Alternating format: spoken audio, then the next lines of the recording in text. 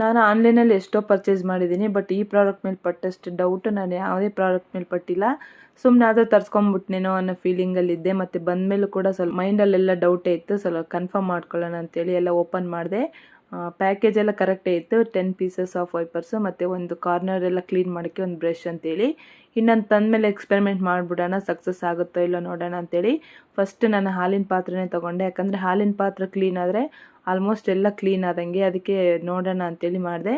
ಮತ್ತು ನಾನು ವಾಶ್ ಮಾಡುವಾಗ ಪ್ರೆಷರ್ ಏನು ಜಾಸ್ತಿ ಹಾಕಿಲ್ಲ, ನಾರ್ಮಲಾಗಿ ವಾಶ್ ಮಾಡ್ತಾರಲ್ಲ ಅದೇ ಥರನೇ ಮಾಡಿದೆ. ಬಟ್ ರಿಸಲ್ಟ್ ಮಾತ್ರ 99% 100 ಕೊಡ್ಬೋದು, ಬಟ್ ನಾನು ಸ್ವಲ್ಪ ಅದು ತೆಳ್ಳಗಿರೋದ್ರಿಂದ 99% ಕೊಡ್ತಾ ಇದ್ದೀನಿ. ನಾವು ನಾರ್ಮಲ್ ತಂತಿ ಬ್ರಷ್ ಅದೆಲ್ಲ ಯೂಸ್ ಮಾಡ್ತೀವಲ್ಲ ಸ್ಪ್ರಿಂಗ್ದು, ಅದಕ್ಕಾದ್ರೂ ಸ್ವಲ್ಪ ಪ್ರೆಷರ್ ಹಾಕಬೇಕಾಗುತ್ತೆ. ಇದಕ್ಕೆ ಆ ಪ್ರೆಷರ್ ಕೂಡ ಬೇಕಿಲ್ಲ. ಮತ್ತೆ ಇದು ಸ್ಮೂತ್ ಆಗಿರೋದ್ರಿಂದ ನಮ್ಮ ಕೈಗೆ ಯಾವುದೇ ತರ ಹಾರ್ಡ್ ಪ್ರೆಷರ್ ಬೀಳಲ್ಲ. ಇದರಿಂದ ನಮ್ಮ ಕೈ ಕೂಡ ಚೆನ್ನಾಗಿರುತ್ತೆ. ಹೆಣ್ಮಕ್ಳಿಗೆ ಬ್ಯೂಟಿ ಟಿಪ್ ಅಂತಾನೆ ಹೇಳ್ಬೋದು. ಬರೀ ಪಾತ್ರೆ ಮಾತ್ರ ಅಷ್ಟೇ ಅಲ್ಲ, ನಾವು ಗ್ಯಾಸ್ನು ಕೂಡ ಕ್ಲೀನ್ ಮಾಡ್ಕೋಬಹುದು. ಇದು ನಾನು ತುಪ್ಪ ಕಾಯಿಸಿ ಚೆಲ್ಲಿರೋದು, ಮತ್ತೆ ಈ ಕಡೆ ಇರೋದು ನಾನು ಬಜ್ಜಿ ಮಾಡಿರೋ ಹಿಟ್ಟು ಸ್ವಲ್ಪ ಬಿದ್ದೋಗಿತ್ತು. ಬಜ್ಜಿ ಮಾಡಿರೋ ಹಿಟ್ಟು ಒಣಗಿದ್ಮೇಲಂತೂ ಫುಲ್ ಗಟ್ಟಿ ಆಗುತ್ತೆ. ಆ ಗಟ್ಟಿಯಾಗಿರೋದು ಹೋಗಿದೆ, ಮತ್ತೆ ತುಪ್ಪದ ಜಿಡ್ಡು ಕೂಡ ಹೋಗಿದೆ. ಬರೀ ಪಾತ್ರೆ ಮತ್ತೆ ಗ್ಯಾಸ್ ಅಷ್ಟೇ ಅಲ್ಲದೆ ಕೌಂಟರ್ ಟಾಪ್ ಮತ್ತೆ ಗೋಡೆಗಳನ್ನು ಕೂಡ ಕ್ಲೀನ್ ಮಾಡ್ಕೋಬಹುದು. ಹಾಗೆ ಒಂದ್ಸರಿ ವಾಶ್ ಮಾಡಿ ಬಿಸಾಕೋ ಅವಶ್ಯಕತೆನೇ ಇಲ್ಲ. ನಾವು ವಾಶ್ ಮಾಡಿ ಇಟ್ಕೊಂಡು ಪದೇ ಪದೇನೆ ಯೂಸ್ ಮಾಡ್ಕೋಬಹುದು. ಏನಿಲ್ಲ ಅಂದ್ರೂ ಒಂದು ತಿಂಗಳ ತನಕ ಆದ್ರೂ ಯೂಸ್ ಮಾಡ್ಬೋದು ಒಂದನ್ನ.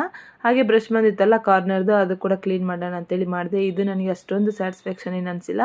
ಲಿಂಕ್ ಬೇಕಾದರೆ ಕಮೆಂಟ್ ಮಾಡಿ. ವಿಡಿಯೋ ಇಷ್ಟ ಆದರೆ ಲೈಕ್ ಮಾಡಿ, ಫಾಲೋ ಮಾಡಿ. Thank you.